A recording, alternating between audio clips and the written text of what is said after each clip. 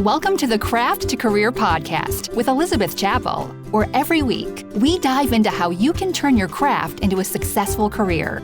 Get ready to have the career you've always dreamed of. Welcome to episode 86 of the Craft to Career podcast. I am Elizabeth Chappell of Quilters Candy. And this week I'm actually, I don't know, sometimes I wonder if I get a little too vulnerable, but I'm going to. So I recently was diagnosed with and started medication for ADHD Inattentive.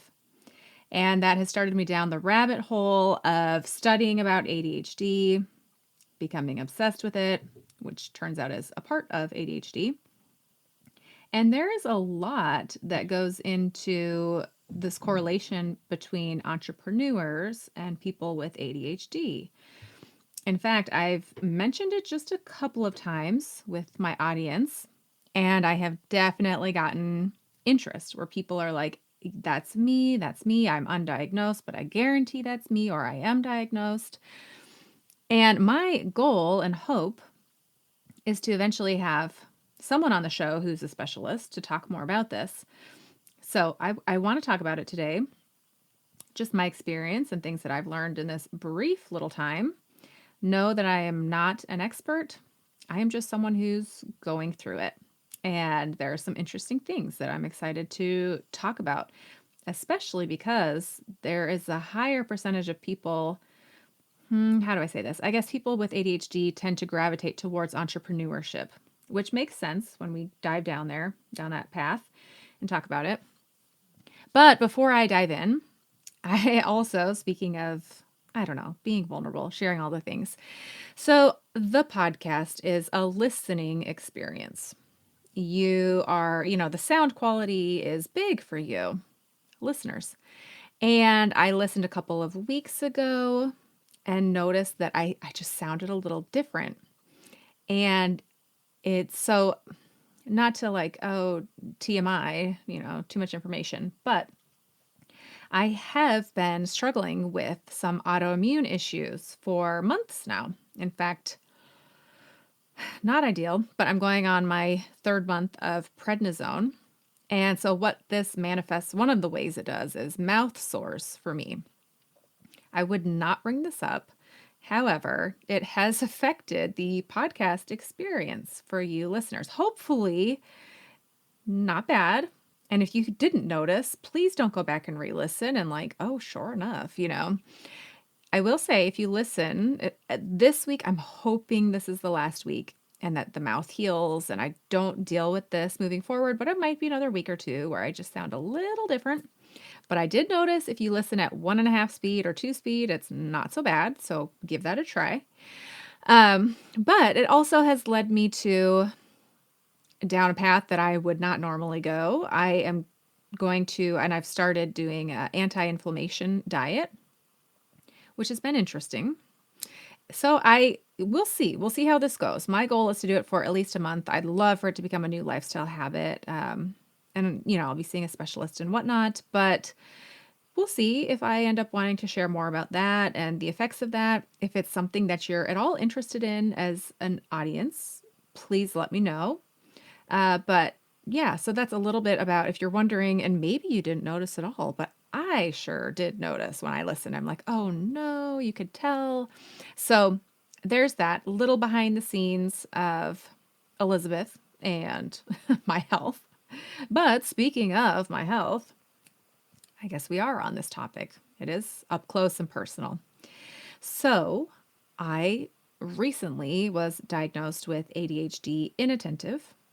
And before, just a brief summary, when I grew up, it was there was ADD, and that was what we now call ADHD Inattentive.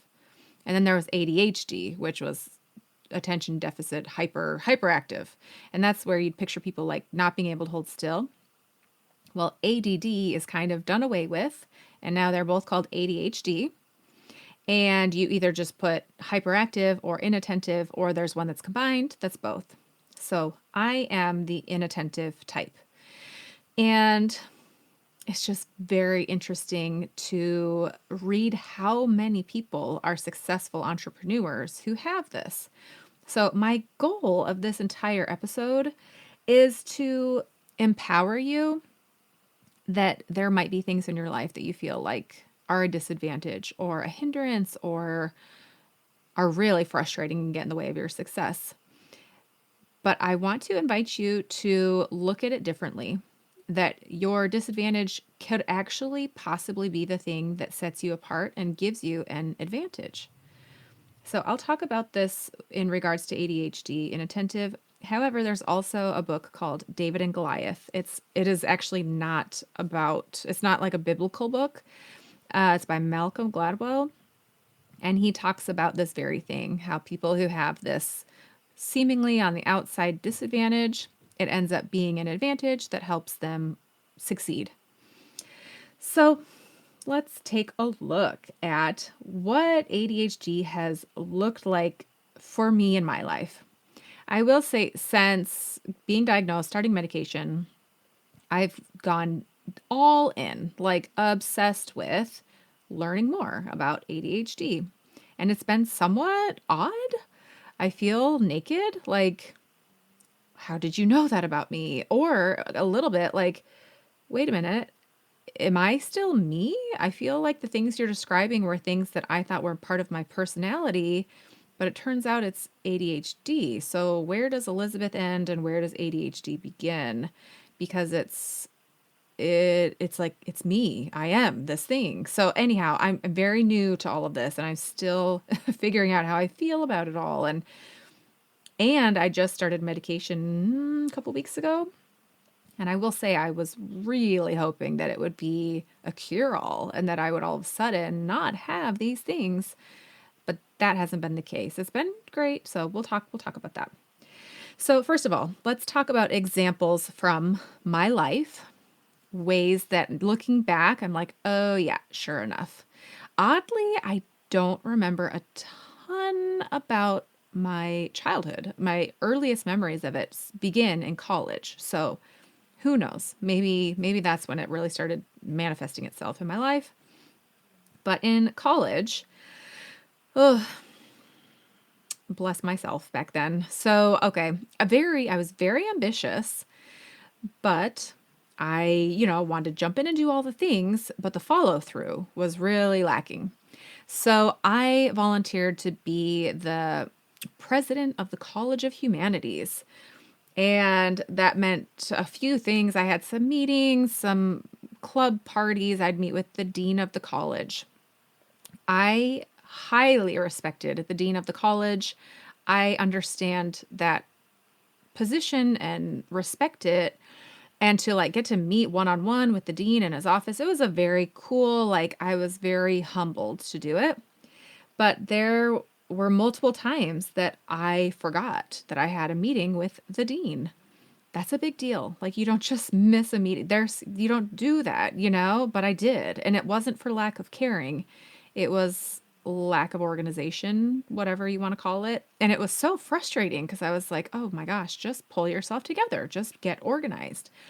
But alas, it would happen.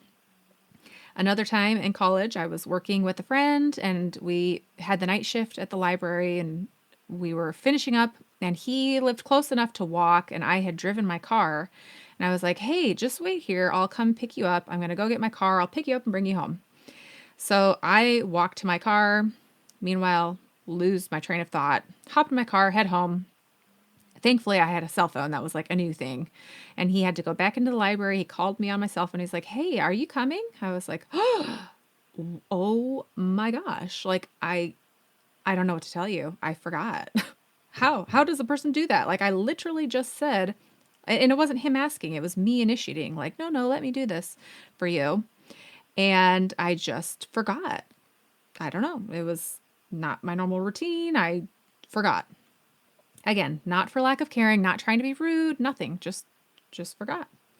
Then another time a college professor, I remember going in and it was an English literature class and I had to turn in a project and I totally always procrastinated. Still do to this day. And I remember chatting with her and she was like, I just feel like you don't care about this project. I feel like you threw it together at the last minute and you just don't care. And I, if I didn't cry then, I know I cried at some point because it hurts so deep. Like I cared and I wanted that approval so much from that teacher, but I don't know how else to describe it except nothing forces me like a deadline, like if there is no deadline, I wouldn't do it. And I don't know if that's past tense or present tense. I'm going to venture to say present tense. So it hurt. It hurt deeply that she would say, you don't care, because I did care. But she also had it partly right, that I had done it at the last minute. And it just crushed me that looked like to her that I didn't care. Then fast forward a bit, and I had a trip planned with a friend. I mean, this has actually cost me relationships in my life. And we had planned a trip together. Well, we were going to plan a trip. It was like, okay, Tuesday night, 8 o'clock, I'm going to come over and we're going to plan this trip. And I forgot. And she was so deeply hurt. She just couldn't wrap her head around the fact. She's like, if you wanted to go on this trip with me, you would not have forgotten about this. And that just wasn't the case, I mean, it's very odd in my brain. Even I get frazzled when people are like, hey, see you Friday at 2. I don't know what Friday at 2 is. And sometimes I have to look at it could be my birthday, like I am throwing my own birthday party Friday at 2. But for whatever reason, when someone just says the date and the time, it throws me in this panic deer in the headlights. Like, what? And then I'll look at the calendar and literally I've had people like, do you not want to do that thing? Like, did you remember? I'm like, no, no, no. I actually totally am excited about that. I want to go. Like, I just didn't put it together. That was this Friday at 2. Or sometimes I'll double book stuff like, okay, Friday at 2, I have this. And then on the 13th, I have this at 2. And then it's not until that morning or 1:30 and it's almost 2 o'clock. And I realize, whoa, this is the same day. I double booked this thing. Oh no. So that's another way that it's manifested itself. Another is my husband, Brad, bless his heart, he really has to take on a lot of what's traditionally like the female role. And when I say bless him, I don't mean that as in like, oh, bless him, great. Husbands are totally capable. That's awesome. What I do feel bad about is my lack of ability to help more because he is carrying a lot. And I'd really like to help more with that. And there have been a couple of times where he has said, this is really hard for me. I have to keep track of all of the kids' schedules and all of the teacher emails and organizing life, basically. And that's hard, as a spouse, as a mother, as a wife, really deeply hard that I am not proud of that. That's, I don't want that to be our reality, especially when I see so many other people, who just handle it and are able to do these things and multitask and be at all the events. And my reality is I just have less on my plate, and so that's hard. But we're going to talk about how this can be a good thing. So let's hang in there. But the tipping point, actually, this summer, the reason I finally made an appointment, like I've had my suspicions for years that I have struggled with ADHD. Siblings of mine have been diagnosed, medicated, offspring of mine. But this summer, my son was going to football camp, and one day we carpool. Whenever I can, I carpool, which also leads to some issues with ADHD. Oh boy. But we carpool, and one day my friend needed a ride. My son wasn't going, but I want to help when I can because, we all give and take here. It takes a village. So I help out when I can because sometimes I lean on them. So she said, hey, can you pick my son up 2 o'clock at the school? Yes, I can, I said. So fast forward to 4 o'clock that night, and I'm driving, so I don't even know what. I just was like, oh no, I did not. I totally forgot. And I felt so bad because my kid wasn't there. So it looked like I don't care about their kid if my kid's not there. So I call, and her son is so quiet and just he didn't even tell his mom that I didn't show up. He had to walk in the hot Texas summer heat in the dead of the afternoon on a busy, busy road that's not safe from school to home over a mile. And I was crushed. I felt like the scum of the earth. It put me in a dark place. And I was like, I cannot live life like this. And it's sad that it takes having this experience with someone else's child, when it's not just my own life, but someone else's child, where I'm like, this can't go on. I actually need to get some help. And they couldn't get me in for months. And I was like, sure, I've waited 40 years. What's another 4 months? So that was the tipping point for me. But with all of those things, right? So those all sound like not so great. And they're not. Like, I don't want to kid you and say that having ADHD is a superpower and it's amazing and there's only positives. As with anything in life, it's a double-edged sword. There are two sides to the coin. There's always going to be opposition. There's going to be good and bad. So what's fascinating, however, is that a lot of these traits that can be very troubling in life can actually really be beneficial to starting a business. So I'll go into what some of the traits are of ADHD. But first, I will say it was very odd taking this, intake survey, if you will, with the doctor. One of the questions was, do you struggle with math? I was like, what? How did you know? Yes, I do. And another was talking about anger outbursts, which again, I've taken medication to help with my emotions for years. And it's not even anxiety. It's more like this bomb goes off and I need to lengthen that fuse so that there's a little bit longer of a fuse before the bomb goes off. And then when the bomb goes off, let's make it a little smaller, So it turns out that's part of ADHD as well. Like, just all of these things that I are putting this puzzle together. Like, wait, what? That is related and that? Like, I just had no idea. So things that are common with people who have ADHD. One is actually a hyper focus. So sometimes people think with ADHD, it's a lack of focus, that it's an inability to focus, when it's actually the opposite. It's so zoning in on and tuning out the rest of the world that you just forget. Like me hopping, offering my friend a ride after work, getting in my car. I was so focused on whatever else I was thinking about that I forgot about this other thing. And that's 100% true. I mean, I get in the zone to where I get really upset if people interrupt me. I'm like, I am in the zone. Do you not see this? So learning some coping strategies of like, if I'm working and I'm going to be in the zone, put a little sign on the door saying, I'm working right now. Please come back later. So hyper focus. And we can see how this would be a pro in a business. You get so zoned in, you become obsessed. If you cannot tell, I'm obsessed with business. Like the books that I read, the things that I think about and obsess over, it's business. I'm hyper focused. My husband doesn't get it. I will forget to eat. I'll be doing something and forget to eat. And I'll be like, oh, I feel like lightheaded. Why do I feel weird? Oh my gosh, when did I eat last? He's like, what? You are joking. There is no way you forget to eat. I'm like, you don't? Really? Like, you're never just in the zone? He's like, nope, absolutely not. So that hyper focus, that hyperactivity, it can really help you when you are focusing on your business, that you just become obsessed, head down. That's what you're doing. Number 2, impulsivity. Again, oh my gosh, I'm reading this or listening to this book, ADHD 2.0, which was a suggestion from one of my Instagram followers. I don't remember who, but thank you for that one. It was very good.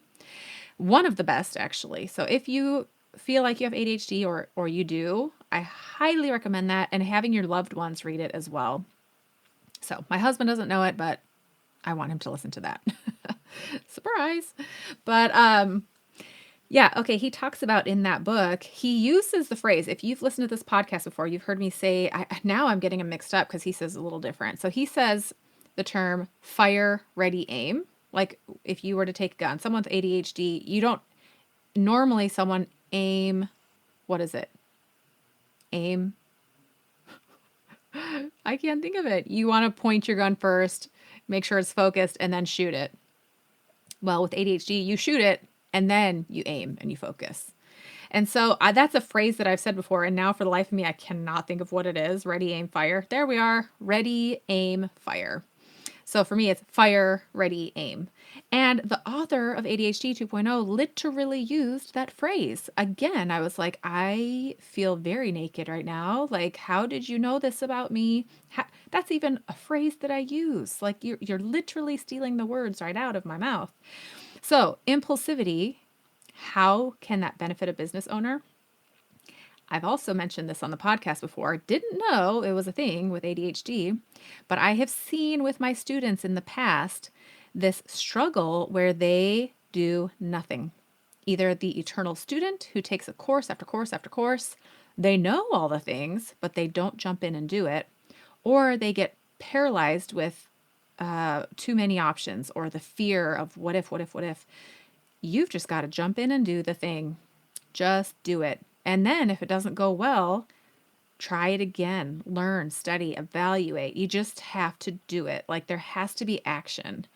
And if you don't ever take that action, you never grow, you never learn, you never fail, you never succeed. You nothing, you know?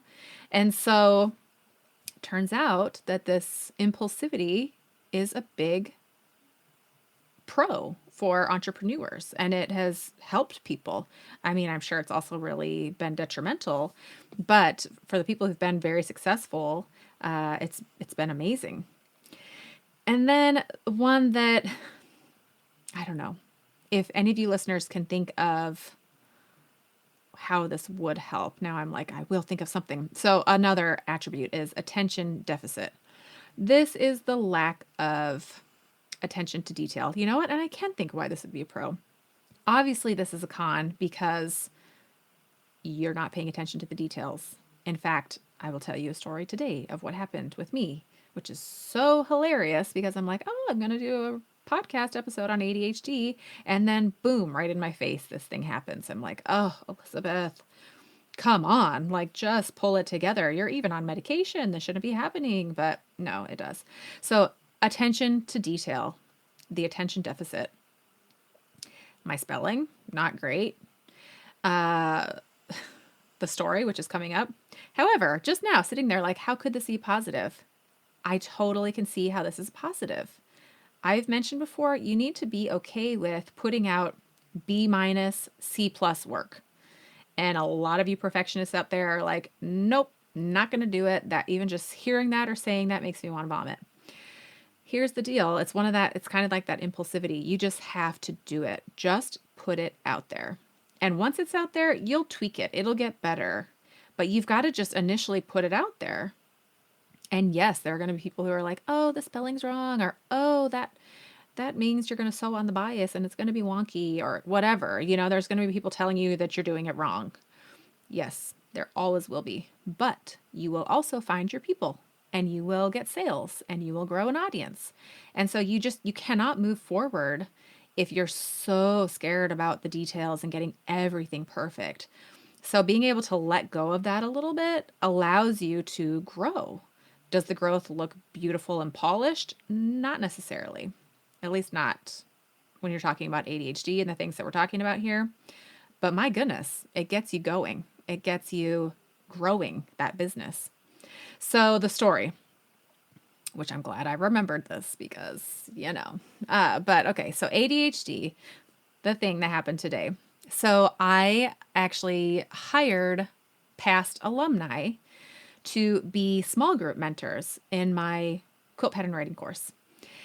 And it was actually awesome. I loved it. I 100% intend to do this moving forward. And now there's more and more alumni. And so it's very, very exciting. It was really great for the people who took the course and were in a small group.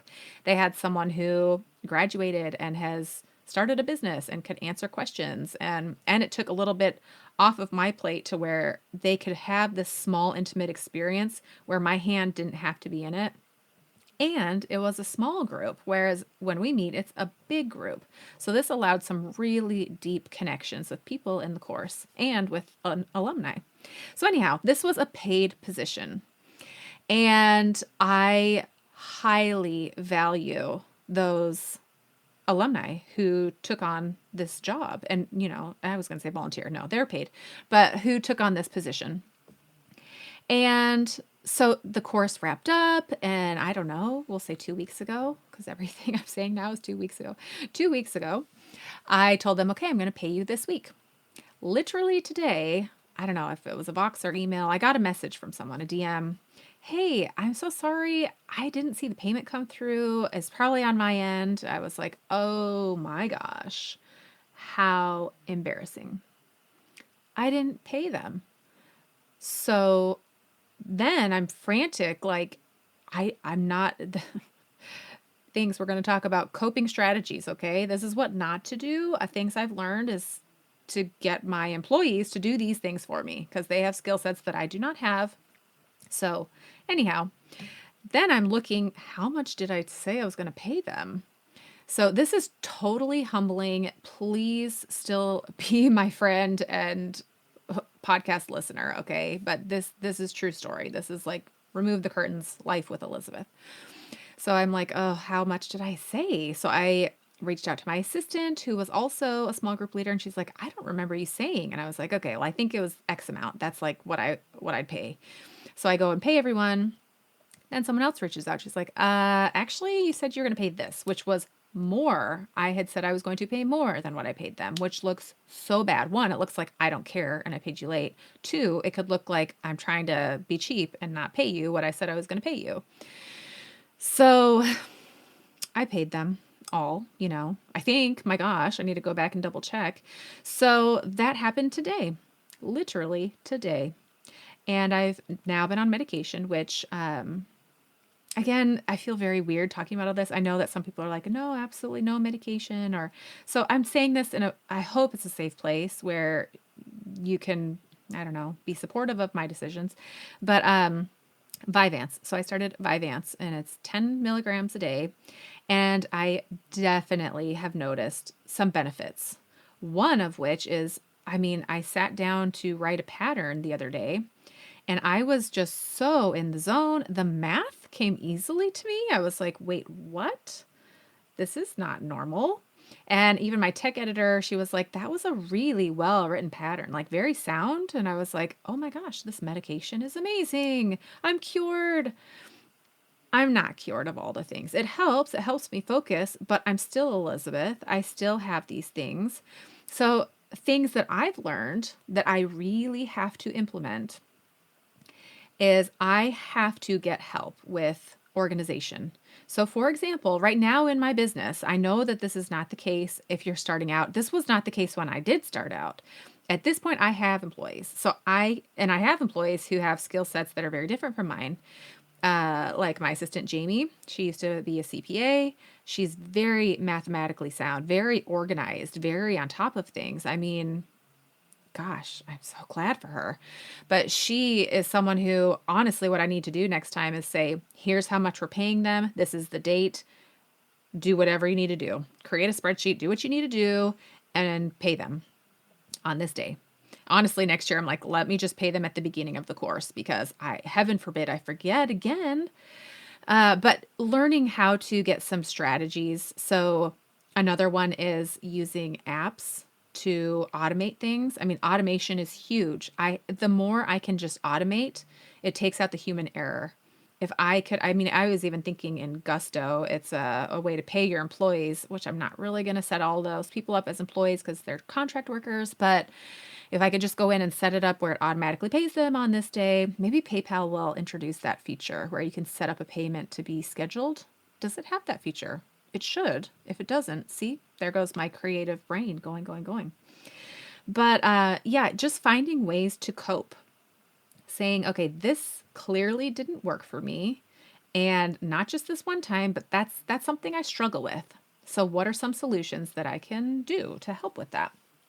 So some other traits that people have that have ADHD, inattentive, they're very creative. think outside the box, come up with solutions. So again, I thought this was like a cool thing about Elizabeth. In the quilting atmosphere, I hired someone once to make a quilt for me. This was years ago. And I don't know, we'll say half square triangle. There was a half square triangle and they were like, I ran out of fabric. I don't have enough. I'm not going to be able to finish. And I was like, well, wait, look at these scraps over here. I know it's going to have a seam in it, but if you sew it together, and I don't remember why it was so frantic, like it had to get done and it wasn't easy to find the fabric, something, but I was like, no, we can make a block with that fabric. It's going to be a little scrappy, and if people look close, they'll see that seam on the half square triangle, but let's do that. She was like, oh, no, I wouldn't have thought of that. And it was the first time, I don't know, that I can recall, probably not the first time ever, but I was like, huh, it seems rather obvious that you would just figure out a way to make it work, like there's always a solution. I do remember growing up as a kid, my mom getting so frustrated because I'd be like, no, we can make it work.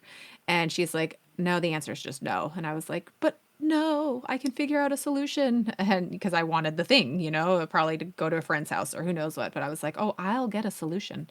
So that's a trait that I say is positive, that you can think creatively. I mean, the ideas aren't the problem. If you're a creative entrepreneur, especially with ADHD, the ideas aren't the problem. It's narrowing those down and focusing. And then another trait is always searching for better ways to do things, how to be more efficient. It's almost like an engineer type of a mind. So that was fun to hear. I'm like, oh, I do have an engineer mind, a creative ADHD one at that, but I do. New ideas. Another trait is mental boredom. Boredom is like kryptonite for ADHDers.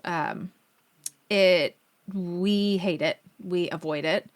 Mentally, we will check out. We will interrupt people. If someone's speaking and they're taking a long time and you know what the point is, it's very tempting to be like, yep, got it. Okay, let's move on. Or like answer the question and let's get to the point, This also, though, can be a very positive skill. Well, annoying socially. And there are actually sometimes some social skills that are lacking with ADHD. I could be totally blind to this. I feel like I don't know. I don't feel like I have that, but but another thing is ADHD people are not super self-aware. So who knows? Maybe that is something. And all of you listening are like, actually, Elizabeth, that is something you struggle with. But anyhow, so interrupting people, boredom. But yes, so this actually can be a positive. So for example, I love to teach, which ADHD people tend to make good teachers. And I think it's because of this reason that boredom is a no-no. Like we are going to get straight down to the facts, cut out the fluff, and get down to the meat of it. I mean, I'd like to think that my podcast is kind of that way. Like one thing that would just pains me is listening to a podcast and I'm like, what is the point? Like get to the meat of it. I want to know the facts. What is the takeaway? What can I implement to make a difference? So that I feel like can be a big benefit as a business owner, as an educator, that you are going to get down to the point and let people know this is what my product does. This is how it will change your life. This is why you need it. So that can be great. And then again, the hyper focus on things that you find interesting. So that is going to be your customers, hopefully, where you're obsessing about how can I make this better for them? How can I help them have success? How can I, just that obsession over this thing that you find interesting. So, just to remind you again, this is a look at ADHD, both, the ugly truths in my life, but also how it actually has really helped me to grow my business. I mean, I think my husband too was shocked when this business kind of stuck because I've been a hopper. I hopped from thing to thing. When we first got married, I worked at anthropology while I was student teaching. And then I taught swim lessons at the YMCA because someone told me that'd be great. And I was bored in the summer. Heaven forbid I'm bored. No. I always had some kind of job. I started my own tutoring business. Oh, what else have I done? Just since being married, like if you go back to since my teenage years, I mean, I have always had a job, and And generally, when I have a job, I go into it thinking, especially as an adult, how could I own my own company and run it more efficiently? I mean, I went to Little Caesars the other day and it's hot and ready, and it was not hot and it was not ready. And I was sitting there like, if I could just manage this store for 2 days, and it's not coming from a place of like, I'm so great, but honestly, my wheels are going and it's like, okay, I'm just standing here as a customer and I can see this, this, and this. And if we did this, and if we had this, like my mind is going in Little Caesars about how to make it more efficient and run things. So anyhow, I've always been this entrepreneur. I went to a writers conference. I still want to become an author one day, but it was like fiction, um, all the things, photography. Oh, blogging. I did fashion blogging. I want to start a makeup line for tweens, like a perfect little kit for tweens that you're just starting out makeup. Here's the basics. Here's what you need. Not too much, but just enough. Here's what you use. So all of these ideas, and then here I come. I've never quilted in my life, and I'm like, I'm going to start a subscription box for quilters. And can I borrow $5,000? I mean, seriously, bless his heart. And for him to like really, I do remember him saying, "Can you write a formal business plan?" And I was like, yeah, no, I'm not going to do that, which I feel like is the ADHD again, where I'm like, that's nonsense. We're just going to jump in and get this going. Like, let's get this party started. What's this business plan nonsense that you're talking about?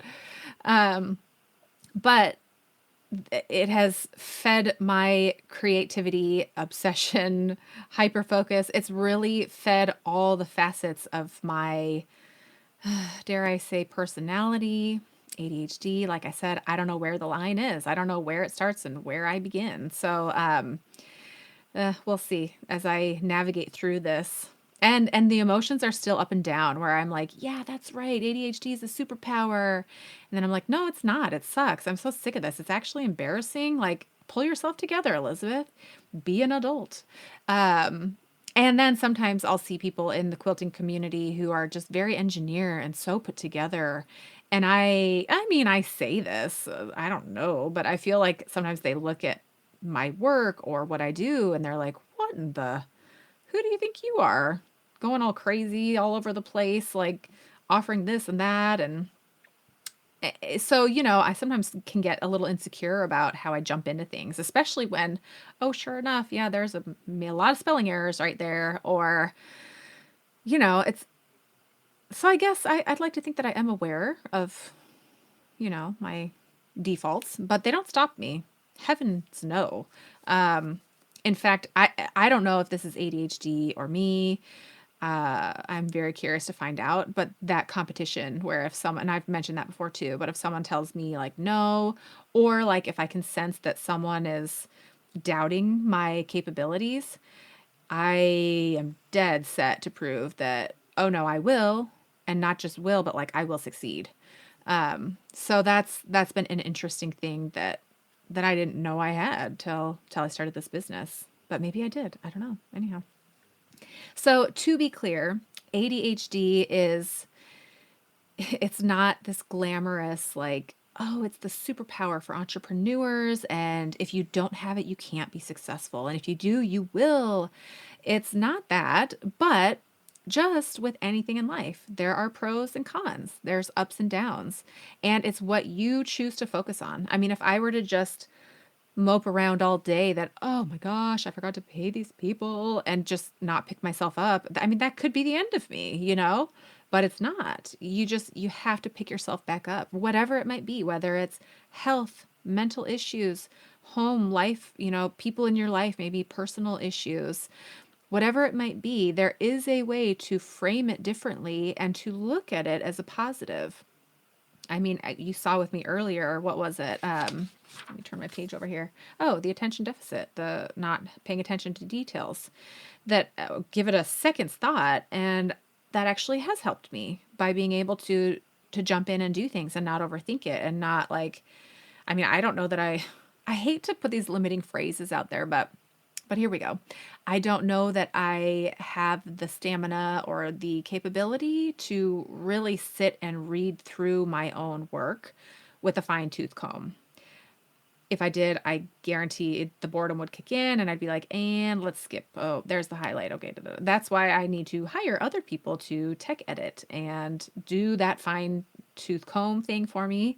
But I can be the brains and the visionary and the dreamer and the impulsive one. And it's been really nice as my business has grown to be able to hire people to bring them on and say, oh, you have a special set of skills. Okay, does anyone else think of a movie when I say that?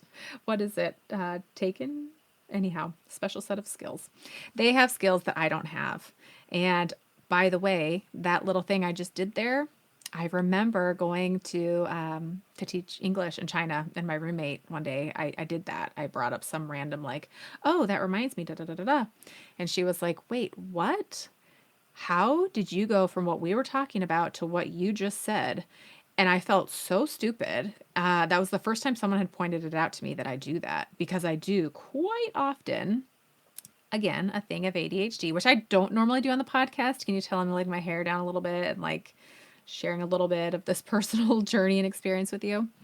But I came home and one of my best friends, I was like, "Did you know that I do that? I'm kind of embarrassed." And she's like, "I love that about you, Elizabeth. It's very endearing." And I mean, it makes me a little emotional just thinking about it. But the importance of surrounding yourself with people who love and accept you for who you are, who don't put you down for those limitations. I mean, my heart still aches over the friendship that I lost because of my ADHD and her not understanding that these things that I do are in no way indicative of my love for her. She just couldn't get her head around that. And so sometimes that happens, but to do the best you can to surround yourself with people who see the good in you, who love you for who you are, who can take those things that you struggle with and love you in spite of, because of, along with, whatever it might be. But just feel empowered with whatever it is you might be struggling with. And know that if you have ADHD, you are not alone in the entrepreneurial world. It really draws in a lot of people because you get to work on your own schedule. You don't have these outside deadlines that you're not following through on. You know, it's your own, which does lead to its own pros and cons, but it definitely draws in the ADHD years. So, let me know if you enjoyed this episode, if this is something that you want to hear more of, if you would like to have a guest come on the show. I know I'd personally like to have one of the authors of that ADHD 2.0. So we'll see. I need to start reaching out to these people that I keep mentioning that I want to have on the podcast. Let's see if we can get them on the show. And then, as I mentioned at the very beginning, some of my health things. If you are at all interested in hearing about the anti-inflammatory diet, working with health stuff, I mean, it's funny I say this, it can always be worse, but I can at least speak to what I've experienced. So and I've talked about it a little before. I've had a few people in the past come on and talk about working with illness. And I do know that there was kind of an interest in that. So let me know if the anti-inflammation diet is something that you're interested in hearing. It'll be a while because I want to like live it and do it and see the effects of it. But let me know. And yeah, if this has resonated with you, or if you know someone who has ADHD and struggles with that, however that might look, please share this podcast episode with them. There is no need to go through these things alone. There are many of us out there. And I know sometimes people are like, oh, it's overdiagnosed, or people use it as an excuse. Just, I guess, an invitation to be very careful with that, because it's really hurtful and damaging when someone does sincerely struggle with something, and to have people tell them that it's an excuse that they're using. It's already hard and embarrassing enough to deal with these things that just look like, oh, come on, grow up, pull yourself together. But then to have people feel that it's not real, can be really hard. So I guess just for all of us, some empathy that we just never know what someone else is going through. And we can always extend a little bit more love, a little bit more compassion to ourselves and to those around us. So thank you so much for being here this week on the Craft to Career podcast. I will be back next Friday with a brand new episode. If you have not left a review for the podcast, I would love for you to do that. Just take a second, go down, push one of the, star reviews. And if you can write up a review, even better. And one thing I am thinking of implementing and hope to start recording soon is a Mindset Monday. And it might not come for a while because I want to record like a lot, but I think I am going to start. And when I say this, you guys, if you know me well enough, you know the ADHD in me or whatever, the impulsivity, it's going to happen. So, Monday Mindset. Every Friday you get this big podcast that's like business takeaway type of a thing. But I want to be with you Monday mornings with a little pick me up mindset, some way to work on your mindset for the week. So short, we're talking a couple of minutes, but just pop in, say hi, and give you a little pick me up for your mindset. So be watching for that on the podcast. Sometime in 2023, it will be coming. So I'm excited to bring that to you next year at some point. I will stay very non-committal with that date because I know myself, but it will be coming. So again, thank you so much for being here. I will see you next Friday right here on the Craft to Career podcast. Have a great week.